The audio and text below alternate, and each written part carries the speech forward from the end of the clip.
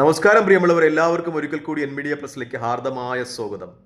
Israel പൂർണ്ണമായ യുദ്ധത്തിലേക്ക് വഴുതി മാറിയാൽ വീണാൽ ഇസ്രായേലിന്റെ പ്രതിരോധ സംവിധാനങ്ങൾ യുദ്ധം തുടങ്ങി അടുത്ത ഒരു മണിക്കൂറിനുള്ളിൽ നിശ്ചലമാകും, താറുമാറാകുമെന്ന് അഭിപ്രായപ്പെടുകയാണ് ഹിസ്ബുള്ള നേതാവ് ഷെയ്ഖ് നഈം ഖാസിം. അദ്ദേഹം മുഹമ്മദ് സയ്യിദ് ഇസാദി, ഇറാന്റെ ഖുദ്സ് ഫോഴ്സിന്റെ ബ്രിഗേഡിയർ, അദ്ദേഹത്തിന്റെ അനുസ്മരണ ചടങ്ങിലാണ് ഇങ്ങനെ ഒരു അഭിപ്രായം രേഖപ്പെടുത്തിയത്. ഇസ്രായേൽ പൂർണ്ണമായ ഒരു യുദ്ധത്തിലേക്ക്, അതായത് ഹിസ്ബുള്ളയുമായിട്ടോ ഇറാന്റെ ഏതെങ്കിലും പ്രോക്സികളുമായിട്ടോ ഇറാനുമായിട്ടോ ഒക്കെ ഡയറക്റ്റായിട്ട് ഒരേ സമയത്ത് ഏറ്റുമുട്ടുന്ന സംവിധാനം ഉണ്ടായാൽ അടുത്ത ഒരു മണിക്കൂറിനുള്ളിൽ ഇസ്രായേലിന്റെ പ്രതിരോധ സംവിധാനങ്ങൾ മുഴുവനും താറുമാറാകും, ഇസ്രായേലിൽ മഴ വർഷിക്കുന്നത് പോലെ മിസൈലുകൾ പതിക്കും എന്നൊരു അഭിപ്രായമാണ് ഷെയ്ഖ് നഈം ഖാസിം ഇപ്പോൾ രേഖപ്പെടുത്തിയിരിക്കുന്നത്. അദ്ദേഹം പറയുന്നത്, ഇസ്രായേലും ലബനാനും സർക്കാരും ഇടപെട്ട് നടപ്പിലാക്കിയ വെടിനിർത്തൽ കരാർ ഇതുവരെ ഹിസ്ബുള്ളയുടെ ഭാഗത്തു നിന്ന് ലംഘിച്ചിട്ടില്ല. പക്ഷേ ഇസ്രായേൽ ആയിരക്കണക്കിന് പ്രാവശ്യം ആ വെടിനിർത്തൽ കരാർ ലംഘിക്കുന്ന നടപടികളുമായി മുന്നോട്ട് പോയി. പക്ഷേ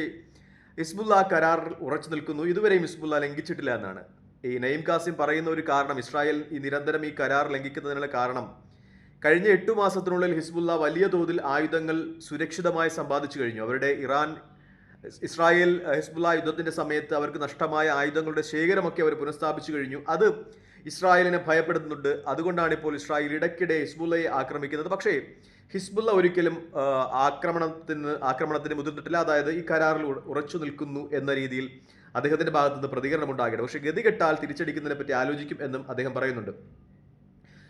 ഈ ഒരു മണിക്കൂറിനുള്ളിൽ ഇസ്രായേലിന്റെ പ്രതിരോധം നിഷ്ഫലമാകുമെന്ന് അദ്ദേഹം പറയുന്നതിന് ഏറ്റവും പ്രധാനപ്പെട്ട കാരണങ്ങളിലൊന്ന്, 4 ഭാഗത്തു നിന്നും ഇറാനും ഇറാന്റെ പ്രോക്സികളും ആക്രമിക്കുകയാണെങ്കിൽ പതിറ്റാണ്ടുകൾ കൊണ്ട് അവർ സുരക്ഷിതമാക്കി വെച്ച അവരുടെ സുരക്ഷാ വ്യോമ പ്രതിരോധ സംവിധാനങ്ങൾ നിഷ്ഫലമാകും എന്നാണ് ഈ ഷെയ്ഖ് നഈം ഖാസിം അഭിപ്രായപ്പെടുന്നത്.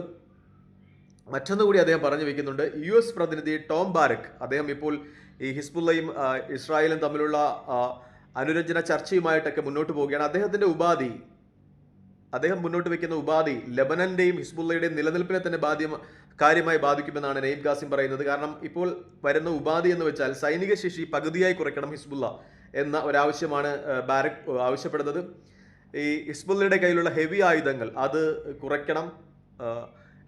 അങ്ങനെയാണെങ്കിൽ ലബനന് വലിയ സാമ്പത്തിക സഹായം നൽകാമെന്ന രീതിയിലൊക്കെ ബാരക്കിന്റെ ഭാഗത്തു നിന്ന് പ്രസ്താവന ഉണ്ടാകുന്നു. അത്തരം ചർച്ചകളുമായിട്ടൊക്കെയാണ് ഇപ്പോൾ ലബനനും അമേരിക്കൻ പ്രതിനിധിയുമായിട്ടൊക്കെ മുന്നോട്ട് പോകുന്നത്. ഹിസ്ബുള്ളയുടെ ഷെയ്ഖ് നഈം ഖാസിം പറയുന്നത്, അങ്ങനെ ഒരു നിർദ്ദേശം അംഗീകരിച്ചാൽ അത് ആ പ്രദേശത്തെ നിലനിൽപ്പ് തന്നെ, ലബനന്റെ നിലനിൽപ്പ് തന്നെ സാരമായി ബാധിക്കും. ലബനൻ ഒരു പാപരാജ്യമായി മാറുന്ന ഒരു സമ്പ്രദായം ഉണ്ടാകും. അതുകൊണ്ട് തന്നെ ഇത്തരം ഒരു വെട്ടുവീഴ്ചയ്ക്ക്, അതായത് ഹിസ്ബുള്ളയുടെ ആയുധങ്ങൾ കുറച്ചുകൊണ്ട്, പകുതിയായി കുറച്ചുകൊണ്ട്, ഒപ്പം ഹിസ്ബുള്ളയുടെ ഹെവി ആയുധങ്ങൾ അത് നിർമ്മാർജ്ജനം ചെയ്തുകൊണ്ടുള്ള ഒരു ഒത്തുതീർപ്പിനും ഹിസ്ബുള്ള തയ്യാറാകില്ല എന്ന രീതിയിൽ ഷെയ്ഖ് നഈം ഖാസിമിന്റെ പ്രസ്താവന ഉണ്ടാകുന്നു. ഒപ്പം തന്നെ അദ്ദേഹം പറയുന്നത്, ഒരു പൂർണ്ണ യുദ്ധം തുടങ്ങിക്കഴിഞ്ഞാൽ ഇസ്രായേലിന്റെ കേൾവി കേട്ട പതിറ്റാണ്ടുകൾ കൊണ്ട് അവർ സംഭരിച്ചു വെച്ചിരിക്കുന്ന പ്രതിരോധ സംവിധാനങ്ങൾ നിമിഷ നേരം കൊണ്ട് നിഷ്ഫലമാക്കുവാൻ ഇറാനും ഇറാന്റെ പ്രോക്സികൾക്കും കഴിയുമെന്ന് ഇപ്പോൾ ഹിസ്ബുള്ളയുടെ നേതാവ് ഷെയ്ഖ് നഈം ഖാസിമിന്റെ ഭാഗത്ത് നിന്ന് അഭിപ്രായ പ്രഖ്യാപനം ഉണ്ടായിരിക്കുന്നു എന്നാണ് അന്തർദേശീയ മാധ്യമങ്ങൾ ചർച്ച ചെയ്യുന്ന ഏറ്റവും പ്രധാനപ്പെട്ട വാർത്തകളിലൊന്ന് മച്ചിപ്പശയെ സംബന്ധിച്ച്. മറ്റൊന്ന്,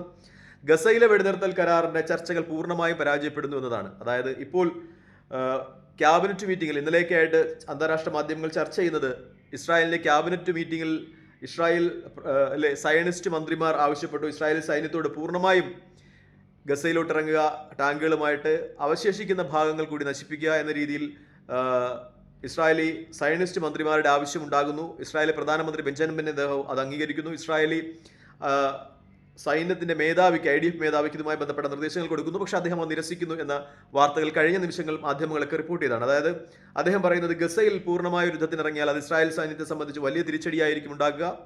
പ്രത്യേകിച്ചും ഗറില്ല യുദ്ധമുറകൾ സ്വീകരിക്കുന്ന ഹമാസിനോട് പൊരുതി നിൽക്കുക പ്രയാസകരമാണ്. മിക്കപ്പോഴും ഇന്നലെയും മെനഞ്ഞാന്നുമൊക്കെ ആയിട്ട് പുറത്തുവിടുന്ന വീഡിയോകളിലൊക്കെ കാണുന്ന ഒരു കാര്യമുണ്ട്, ഇസ്രായേലി സൈന്യത്തിന് ഗസയിൽ വലിയ തിരിച്ചടികൾ ലഭിക്കുന്നുണ്ട് എന്ന യാഥാർത്ഥ്യമാണ്. മിക്കപ്പോഴും ടണലുകൾക്കുള്ളിൽ നിന്ന് പെട്ടെന്ന് പ്രത്യക്ഷമായി ആക്രമിച്ച് മടങ്ങുന്ന ഒരു രീതി ഹമാസിന്റെ, അത് വല്ലാതെ പ്രതിരോധത്തിലാക്കുന്നു ഇസ്രായേൽ സേനയെ എന്നുമായി ബന്ധപ്പെട്ട വാർത്തകൾ പുറത്തു വരികയാണ്. അതുകൊണ്ട് തന്നെ ആയിരിക്കാം ഒരുപക്ഷെ ഇസ്രായേല് IDF ഗസയിലേക്ക് പൂർണ്ണമായ ഒരു യുദ്ധത്തിന്, അതായത് അവശേഷിച്ച ഭാഗങ്ങൾ കൂടി പിടിച്ചെടുത്തുകൊണ്ട് ബന്ദികളെ മോചിപ്പിക്കാനുള്ള ശ്രമവുമായി മുന്നോട്ട് പോകാത്തത്.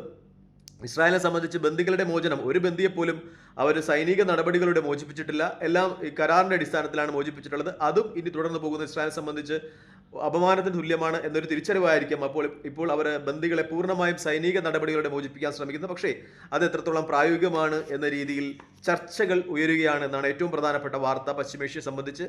പക്ഷേ ഇസ്രായേലിനെ സംബന്ധിച്ച് പ്രതിഷേധത്തിൻ്റെ വലിയ ഒരു കനൽ തന്നെ കത്തുന്നുണ്ട് എന്നാണ് യാഥാർത്ഥ്യം. കാരണം ഇസ്രായേലിൽ ബന്ദികളെ എത്രയും വേഗം മോചിപ്പിക്കണം എന്ന രീതിയിൽ ജനങ്ങളും ബന്ദികളുടെ ബന്ധുക്കളുമൊക്കെ പ്രക്ഷോഭ രംഗത്താണ് എന്ന വാർത്ത കൂടി മാധ്യമങ്ങൾ ചർച്ച ചെയ്യുന്ന സമയമാണ്. തൽക്കാലം ഈ വീഡിയോ ഇവിടെ വാങ്ങണം. മറ്റു വീഡിയോ കാണുന്നവരെ നന്ദി, നമസ്കാരം, ജയ് ഹിന്ദ്.